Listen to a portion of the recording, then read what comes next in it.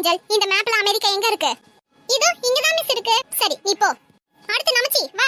India எங்க இருக்குன்னு சொல்லு. எங்க இருக்குன்னு தெரிஞ்சா சொல்ல மாட்டேனா? ஸ்கேல வேற வச்சிருக்கேன் இந்த அம்மா. அடிச்சிருமோ? சொல்றா. மிஸ், இந்தியா என்னோட இதயத்துல இருக்கு மிஸ். தாய் மண்ணே வணக்கம்.